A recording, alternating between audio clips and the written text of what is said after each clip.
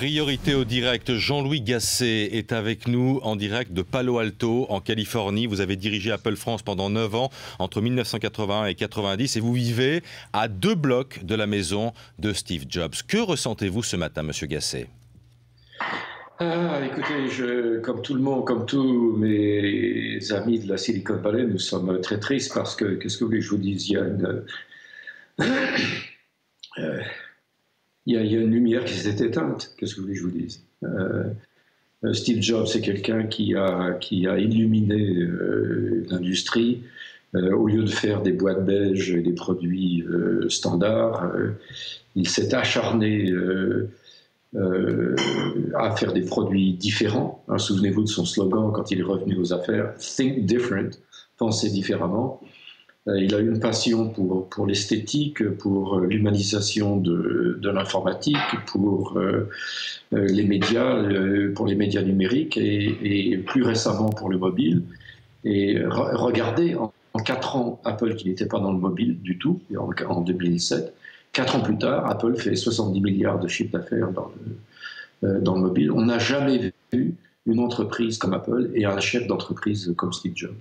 Jean-Louis Gasset, lorsque on qualifie Steve Jobs de génie, le mot n'est pas trop fort. Ah, pas du tout, pas du tout. Moi, je suis de ceux qui disent qu'on devrait lui faire comme 8 statues. Hein, une statue pour l'Apple II, une statue pour Pixar, une statue pour le Macintosh avant Pixar, une statue pour être revenu aux affaires et avoir donné vie à Apple en 97, une statue pour iPod, iTunes, une statue pour, vous l'avez dit, l'iPhone et une statue pour l'iPad. Alors vous l'avez côtoyé, bien évidemment, Steve Jobs, et comme tous les génies, on l'imagine, Jean-Louis Gasset, il n'était pas facile à travailler.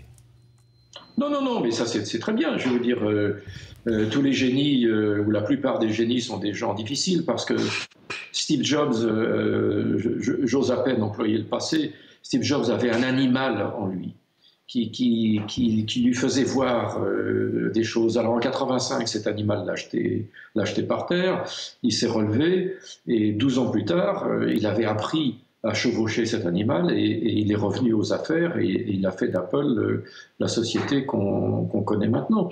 Et c'était quelqu'un de difficile parce qu'il était exigeant et donc il savait dire non, il savait dire sans mâcher ses mots ce qu'il pensait de la médiocrité d'un produit, d'une équipe ou d'une proposition, mais ça ne veut pas dire que les gens ne l'aimaient pas. Je connais des gens qui ont travaillé 22 ans pour lui.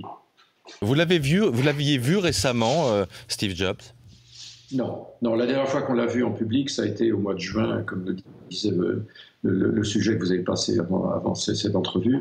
Et il y avait une photo terrible à la fin de, excusez-moi, de cette apparition en public où pour la première fois, il mettait sa tête sur l'épaule, enfin sur la tête de sa femme, et on voyait bien qu'il était fatigué, disons. Il savait de toute évidence que ses jours étaient comptés et en dépit de ça, en tous les cas, c'est ce que l'on percevait, le génie créateur était toujours en lui. Est-ce qu'il avait encore des projets sous le coude et est-ce que l'on en sait quelque chose de ces projets?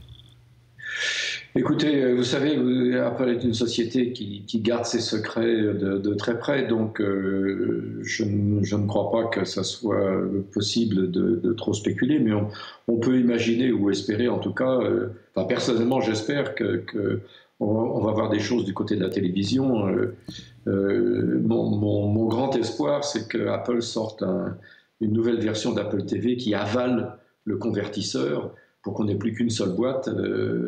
Et puis on va voir des choses dans les tablettes, dans les ordinateurs, dans les logiciels. Donc on ne va pas manquer de choses intéressantes qui vont bien montrer que l'ADN de Steve Jobs, parce que les gens qui ont travaillé avec lui, l'équipe qui dirige avec lui, ou qui dirigeait avec lui, pardon, sont des gens qui ont travaillé 10 ans, 15 ans, 20 ans avec lui. Donc de ce côté-là, il y a une certaine pérennité qui est quand même assurée.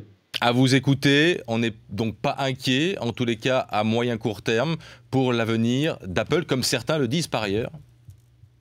Oui, je veux dire, les opinions sont là pour être examinées. Je comprends que quand un homme comme lui disparaît, il est bien normal de penser que ça ne sera plus comme avant. Et la tristesse qu'on éprouve tous, c'est que justement, il y a une lumière qui s'est éteinte et que c'est un petit peu plus sombre maintenant.